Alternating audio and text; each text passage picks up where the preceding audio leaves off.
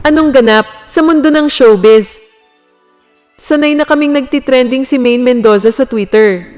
Actually, pray na nga siya sa aspetong yon. Pero bigla nga ay naging laman ulit siya ng Twitter. At dahil yun sa mga tweet niya noon. Hi Twips! I've been receiving a lot of messages about my tweets several years ago. Sending my sincerest apologies to those whom I have offended with my tweets way back then.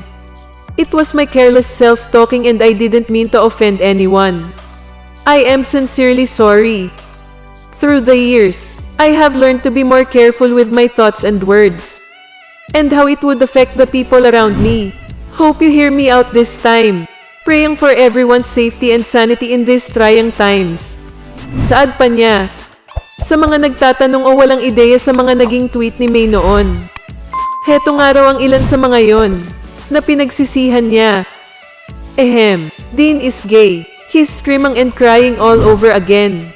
He's a demon. I want to kill him. Know what's the meaning of gay? Jorilla and Shim Patrick, go to hell. Gays. I hate the Jonas Brothers. They are so gay. Say what? Dean is gay. I want him dead. Now. Yan nga raw ang mga tweet ni May noong 2009 o mahigit isang dekada na ang nakalipas.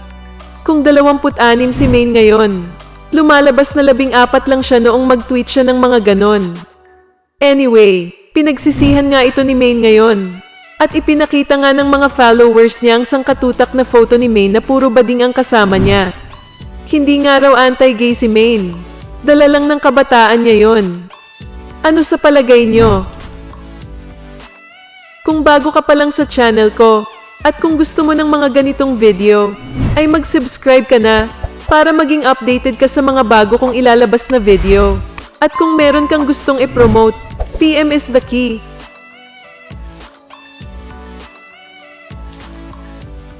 Anong ganap sa mundo ng showbiz?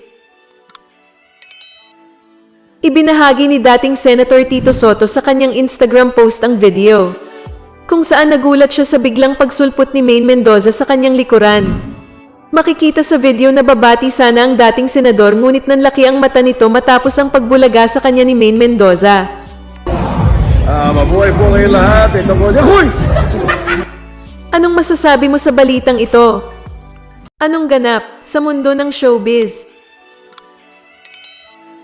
Kinaaliwan ng netizens at fans ni na Arjo Ataide at Maine Mendoza ang roller coaster photo na ipinost ng actress TV host sa kanyang Instagram. Dahil sa magkaibang reaksyon nila habang nakasakay sa naturang extreme ride sa Disneyland Paris. Kasama ang roller coaster photo sa series of photos ng Paris trip ni na Arjo at Maine. Makikita rito na tila takot na takot si Arjo sa roller coaster at bukang-buka ang bibig sa pagsigaw. Habang si Maine naman ay tila naka-poker face at no reaction lang. Ang Paris trip ay bahagi ng Europe vacation ng engaged couple kung saan ipinagdiwang din nila ang kaarawan ni Arjo recently. Anong masasabi mo sa balitang ito? Anong ganap sa mundo ng showbiz? Isang Aldab fan ang nanindigan na umano'y may anak na sina Maine Mendoza at Alden Richards at ikinasal na raw ito. Kwento ng isang babaeng Aldab fan. Totoo raw nakasal na sina Alden at Maine. Mayroon talaga silang anak at saka kahit nandoon sa ibang bansa yan si Alden, mayroon yan bit-bit na pangbata talaga. Pangbata na laruan. Kasi kayo, huwag kayo kaagad magagalit. Dapat pag-aluhan nyo talaga, ibang suriin nyo, titingnan yung maigi, hindi lang yung nagagalit kayo lalong-lalo na sa mga Aldab Nation. Kaya nga sinasabi ni Alden, ang mga Aldab Nation matatalino, nakikita talaga. Pero hindi, nilalabas na rin yan ng mga Dapper Cats. Dahil lang yan sa mga proyekto, kaya tinatago nila yan. Dahil bawal sa kanila. Yun. At saka number 1, anuhin na nga, wasakin ang Aldab Nation, paghiwalayin, para lang yan sa mga proyekto na yan na tangkilikin din para magiging patok. Yan lang yun. Pero ang katotohanan, may anak na yan sila. Tandaan nyo yan, tingnan mo, lumusot pa rin ngayon na kaliit-liit na bagay nakikita namin, nakikita ng Aldab Nation, na-zoom namin na mayroon doon laruan sa isang tabi. Ay!